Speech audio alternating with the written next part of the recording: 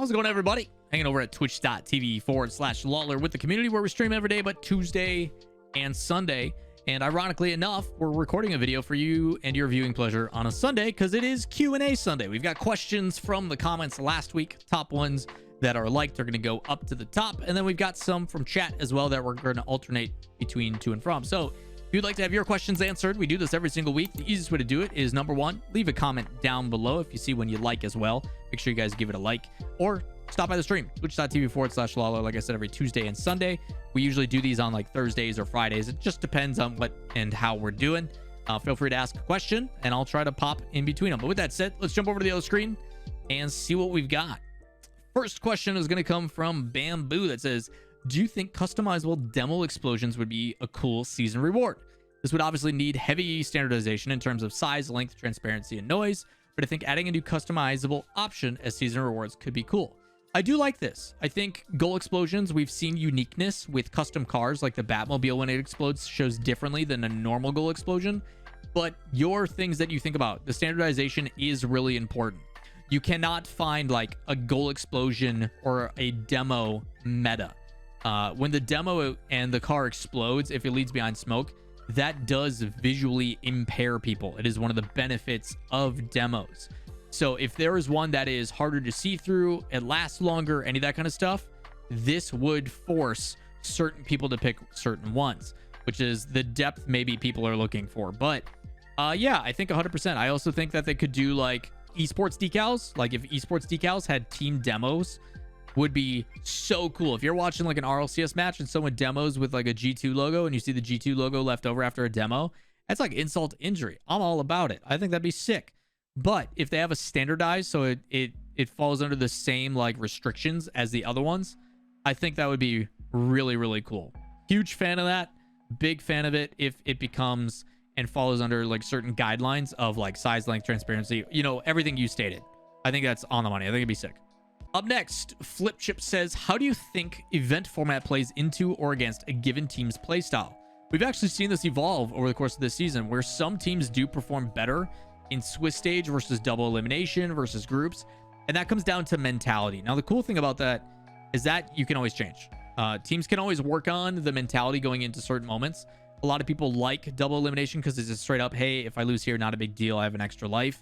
The same thing I think can be said about Swiss. Most people get upset in Swiss about the seeding, not the format itself. The fact that you have 3 lives to try to make it out.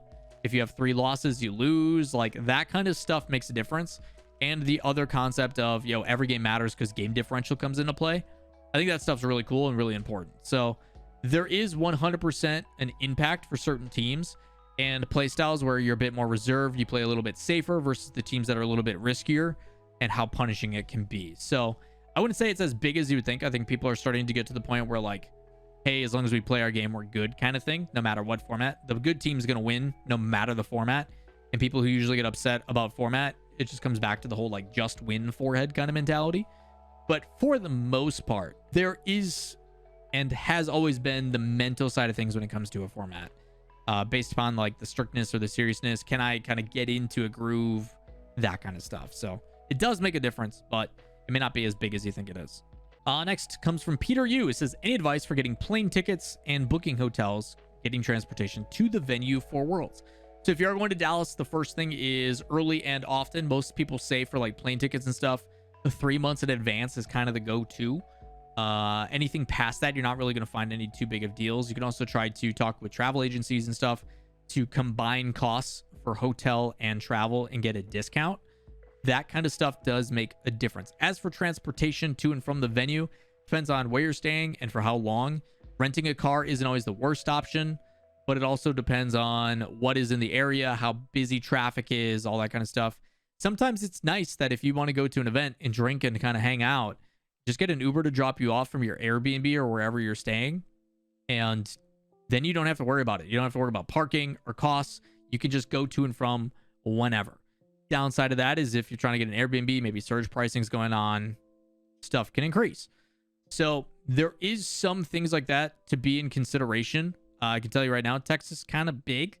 DFW and Fort Worth, all that kind of stuff, kind of crazy. Tweet at Wavepunk. Wavepunk is from Fort Worth. maybe he'll have some answers. Hopefully he doesn't get mad at me for saying that. Hopefully he'll answer some of your questions because he's more knowledgeable about it. But two things to consider for hotels: hotel or Airbnb. Pick it close to the venue or to an area where it's downtown or like there's stuff to do, food nearby. A lot of people, when they go to these events, are like, I'm only going for Rocket League Esports. I recommend turn it into more of a vacation. Try to do stuff, see the area, do things to that extent. I think it makes a big deal. As for plane tickets, it's just a matter of being able to book something early and often. How far are you coming from? All that kind of stuff. Sometimes that stuff, it depends on what you're willing to suffer for. You can find some really cheap flights, but what are you sacrificing for it? But yeah, I do know like Airbnb for that versus hotel. Like the hotels usually start at like $200-300 a night in London, while Airbnbs you can do for like 100 or like 80. Different concepts.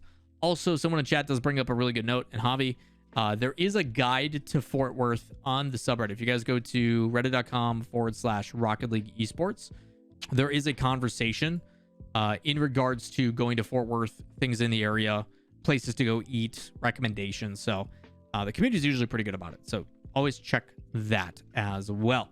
To kind of piggyback off of that, someone's asking for advice going to land for the first time. It kind of carries on with what I was saying. If you're going for the first time, don't make it your entire trip. Try to treat it like a vacation. Like the event itself is going to go by really fast. You're never going to have enough time to see everybody you want to see and do everything you want to do. So usually people will go a little bit earlier, a little bit later, and stay after or come ahead of time just so they can enjoy it. But try not to pack too much. I usually leave a pretty open schedule because there's things that pop up. Have some things planned that you definitely want to do, but I usually try to keep an open schedule. So when someone's like, oh, hey, we're going to go do this thing, you want to come? You're not like, oh, shoot, I've already obligated to this. Keep it open. Keep it open. You never know what can happen. There's usually random pop-ups and things going on. So eventually you may meet some people and be like, wow, you guys are cool. Let's hang out and do stuff. It's very go with the flow. It's a good time though. Next, what are my thoughts on pros playing in CRL, taking everything into consideration, such as player mental health, college load, fairness, etc. So this could probably be its own video if I'm being 100% on it. The difficulty is when we talk about collegiate athletes versus professional. We come from a very traditional background, NFL, NBA, etc. And because of age restrictions and everything else, there is a clear path from amateur to pro. And college is right before that. Most people who want to play in pros go to collegiate, get picked up, and then go through a draft. We don't have a draft in the RLCS, and our pros start at 15. So college is kind of the afterthought of the RLCS. So for the RLCS, it does make the players better if there's more RLCS players in it. And it doesn't necessarily mean that the RLCS players are in it are going to be any better or worse. It also provides an opportunity for those in collegiate to also make a name for themselves. Talking about like Shock and Tristan, stuff like that. So the mentality about should RLCS pros be allowed to compete in collegiate as well, I don't know if I'm really against. I don't think there's an issue with them doing that.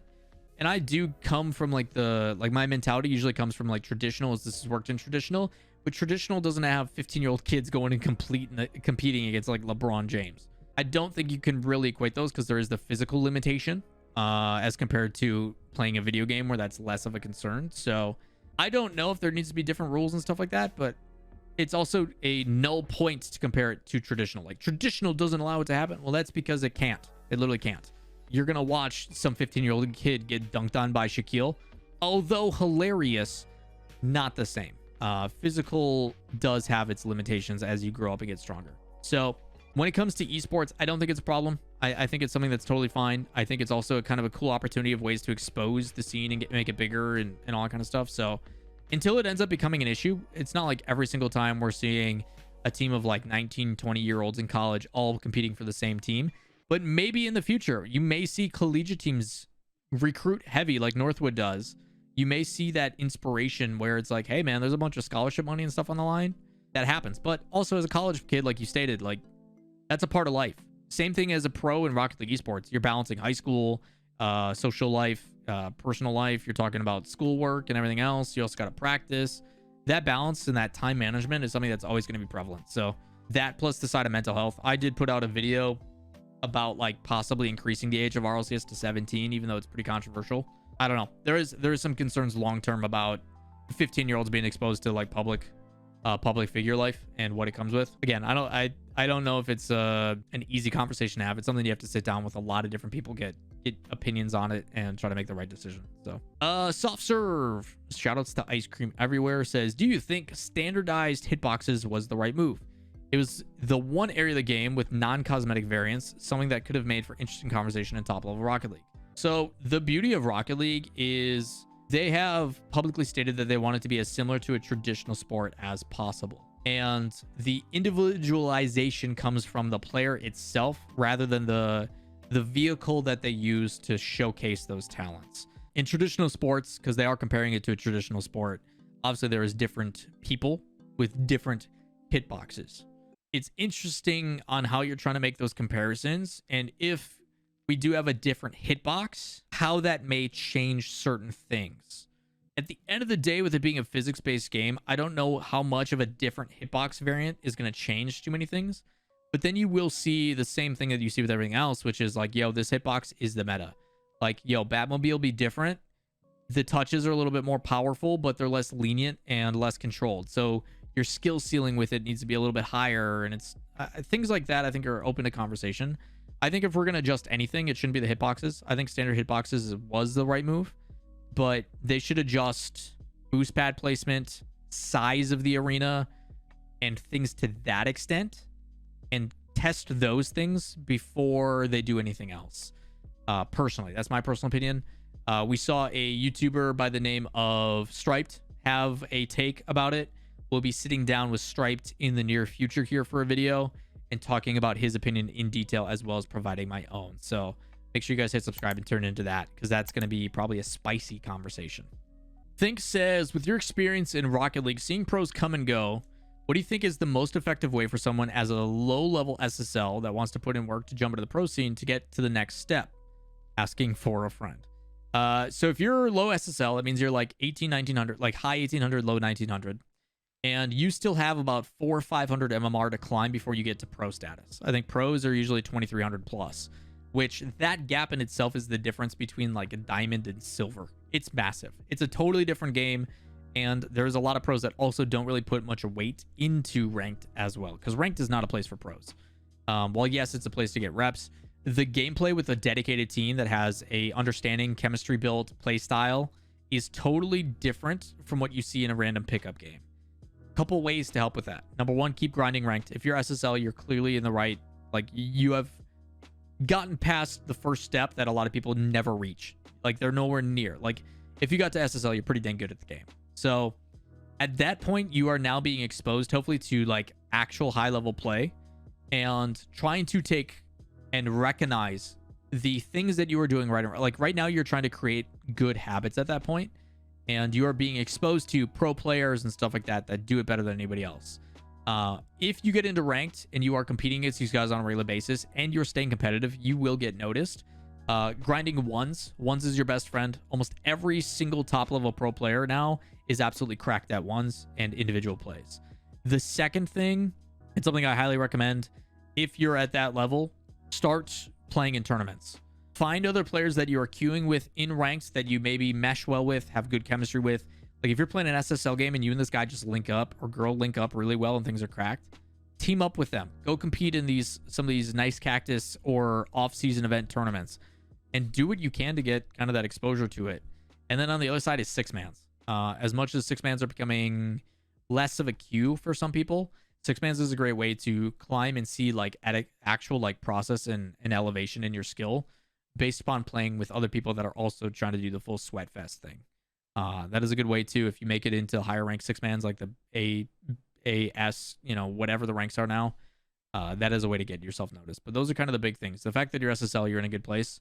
A lot of it keeps grinding, because right now, like getting there is the easy part. Staying with it and continuing to excel is the hard part, because a lot of people plateau once they get there. It's finding a way to like make that jump into pro status, which a lot of people struggle with. It's very tough to do. All right, last question is going to come from Thunder. He says, we saw the NA crowd underwhelm with cheering again in LA. True. It's not that the crowd itself was underwhelming. It was more so just the chants that they chose to go with were very underwhelming. Let's go sports team. Kills me in time every time. A little bit of me dies inside every time I hear it. I expect London to go a different approach. How would you feel about Psyonix implementing in-house content to improve crowd synergy in the future? Videos featuring casters, creators, etc. I think that's awesome. The thing is like North American culture about the way that they approach chanting has been the same for a long time, and it is going to take some precedents being set, which London was good exposure to it. Back in season 5, we saw things that became standard. Even way back in like season 1, 2, 3, 4, the concept of like when it's 0 seconds, you constantly increase the audio until the clock kills. The whole oh as it like keeps building, counting down from 10. Imitating the Neo Tokyo announcer when he says what is save and stuff, and everybody else in the crowd says that. Those are staples of being part of the live event that were not a thing in the past. Now, what would be cool is like you see in NFL stadiums, that's where I've been exposed to it most, is when you go to a live event, you do see the players and stuff do like hype up videos where like they'll put them on the big screen, and then they encourage the audience to get into certain things. They could also do that with chants. They could also put that display up there. So yeah, I think it's a really good idea, you know, using the creators, casters, whatever, to help create visual things for the audience when they're sitting and watching to get them involved. Because the better those moments are, the better the esport does. If you have a crowd going absolutely bonkers and you're able to put that on social media, the better it grows. So yeah, I think that'd actually be a really good idea, Thunder, is finding a way to have like a content team that is there to help encourage the audience. They did that in a very elementary way in comparison, where Stumpy and Cole, I've told this story on my stream in the past, Stumpy and Cole from Subpart and HB, now RLC's commentators, were brought to Vegas to help with crowd chants and stuff like that. But it does take a collection of people, and then once you get those people, it kind of spreads like wildfire. But I think the number one thing that really helps is arena stages, which we're getting back for the World Championship, as well as in London, where the entire crowd is surrounding the arena rather than looking at a stage. These people chant, these people hear it, it bounces back, and it keeps going. So that kind of stuff is really important. But yeah, we saw that at CRL as well. In CRL, they had like make some noise signs and stuff like that. So that kind of stuff makes a difference. So hopefully some encouragement and stuff like that makes a difference, and we see this younger generation come in and bring some hype, because that's one of the issues we have at Lambeau Field. There's a lot of old people. No offense to the Midwest, but there's a lot of old people at Lambeau that just want to sit and watch the game. And I'm like, yo, we're trying to give you guys home field advantage. Sitting and being quiet while we're on defense is not the play. People don't fear us on offense. We need to make it hard for their quarterback to hear, things like that. So that stuff does make a difference, and I'm looking forward to London to see what happens. But yeah, a lot of things to do and adjust. But that is going to do it for today's Q&A video. If you guys do have any additional questions, as always, let me know in the comments down below, or stop by the stream, twitch.tv/LAWL every Tuesday and Sunday. We are not here, but all the other days we are, always answering questions and allowing you guys to curate the content. But that is going to do it for today's video. Appreciate you guys taking the time to sit by, hang out, and watch. If you guys made it this far and like it, hopefully you guys do, consider giving it a thumbs up, as it helps out greatly. Hit subscribe, turn on notifications, and we'll see you in the next one. Peace.